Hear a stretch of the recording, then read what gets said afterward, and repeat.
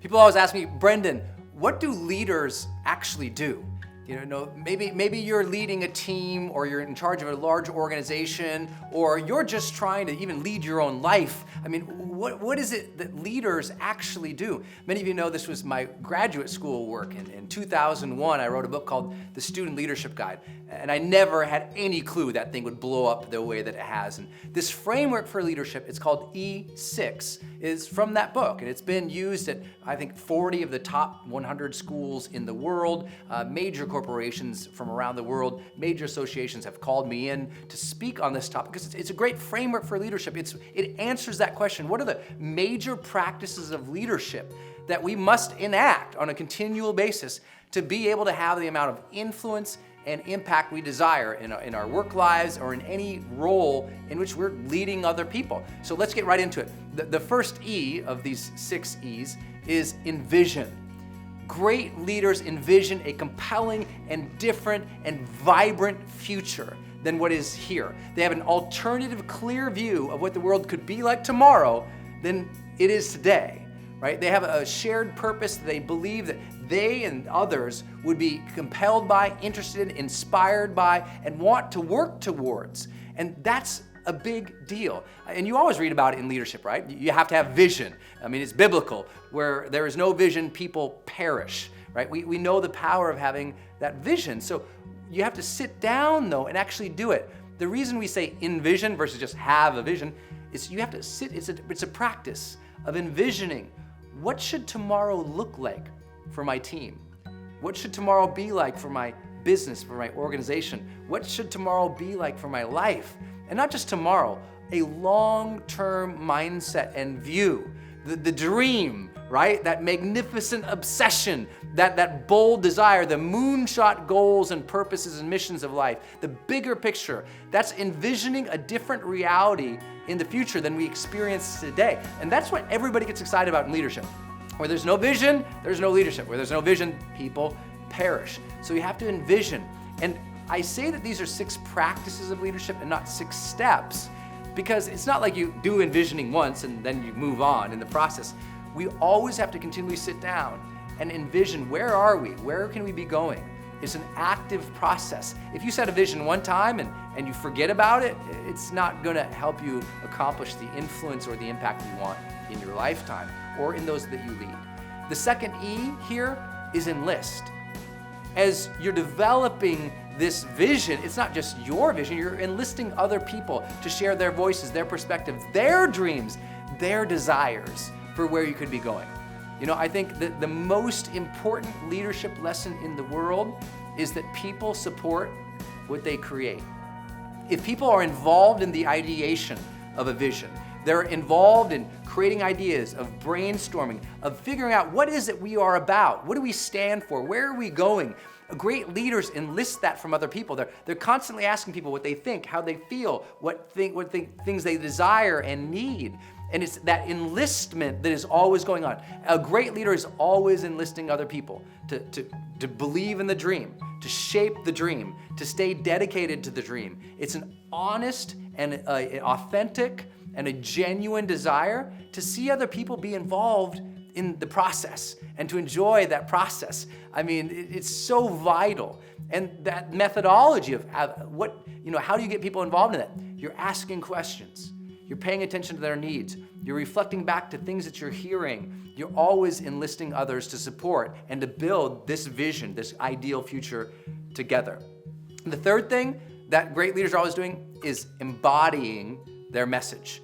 They stand for something. There's a congruence between who they are, the behaviors that they're enacting into the world, how they treat people, what they're working towards, and what they say is important, right? It's just basic line. It's integrity. It's a congruence between what we say we're after and how we are behaving. And there's nothing more important, is there? It's that old message. It's like, you don't believe the message unless you believe the messenger. So as leaders, we have to stand for and demonstrate and show and portray what we are really believing in. I mean, is our team and the people around us seeing us work for it, sweat for it, sacrifice for it, champion it over and over and over again, even when it's hard, even when there's conflict, Even when people are pissed, even when people want to quit, are you still there? Do you still stand for it? If you do, you become a legend. Fourth, what we have to move on to is now empowering people.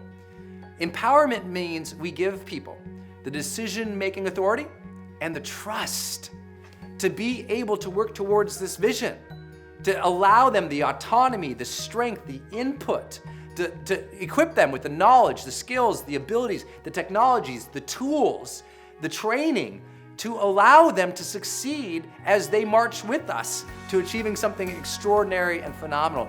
That's vital. That's what empowerment is about. And a lot of leaders who come in with a big vision, they get everyone excited, they seem like they want everybody involved, and they do a great job of standing for it, but they don't equip their teams to kick some butt. They never get to that place of real stride, of real momentum. And that happens all the time.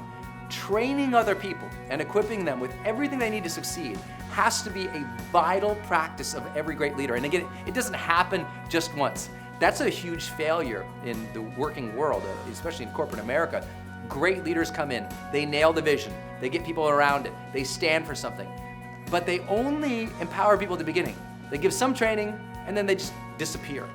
Training has to be consistent, coaching has to be consistent, equipping people to deal with the new challenges, the new tools, the new technologies, the new competitive realities. That's vital. We have to have that in place, right? So we've been doing this practice. We envision a better future. We enlist other people to help shape that vision, to believe in that vision, to support that vision. We stand for something by embodying our own message. We empower other people to be able to support and to be able to win. Then we have to evaluate. So the hardest things that we do in all of leadership, to evaluate the key people who are with us, their contributions, evaluate their skills, evaluate their needs, and to evaluate the ethics that are going on in our organization, in our team. Are we being excellent and are we being ethical? Is the questions that we're evaluating on, right? Are we being excellent and ethical as we are progressing? Which I guess would be the third question. Are we progressing? If not, why? Are we being ethical? If not, why? If our people are not being excellent, if not, why? These are the questions that we have to ask as this practice. And evaluation, it's like every day as a leader. You've got to keep your thumb on the pulse to see, hey, how are we doing? Are we alive? Are we moving forward? That evaluation also brings up the incredible challenge that we face as leaders, which is to give honest, direct, immediate, constructive feedback to those people who we're trying to influence and lead. To our collaborators, to our friends, to our followers, whatever word that you use for them. I mean, it's vital. It's vital that we are paying attention and seeing when things are going off the rails, that we never check out. I mean, it's a consistent process of checking in and seeing how we're doing and paying attention to really evaluating the progress of our mission. And that final thing, that sixth thing, that thing that makes the magic, encourage. To encourage, to be the champion, to be the cheerleader, to be the person always motivating, inspiring, uplifting people, to never just have, a lot of leaders, they get their pet projects and they get excited about it and they disappear. No, man, you need to encourage on a continual basis. You need to light people up. You need to have it in your heart and in your soul, that desire to want to lift people up, to lift them up and lift them off their butts, to get them excited about things, If you can't motivate them with your passion and your example, then what are we doing? You have to encourage people when this gets hard. When you're working towards a mission, it gets hard. Longer term, the more people involved, the bigger the organization, the bigger the vision, the bigger the dream, the longer the duration to accomplish it, the more struggle, the more challenge, the more conflict, the more discord, the more disappointment, the more frustration, the more doubt, the more delay. All those things happen. Leaders have to deal with them.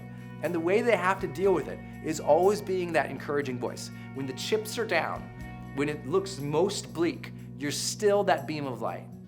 And when it gets dark, when it gets challenging, when there's conflict and turmoil and turbulent seas, you're solid. You're somebody that they know they can go to because you're always going to turn a negative into a positive.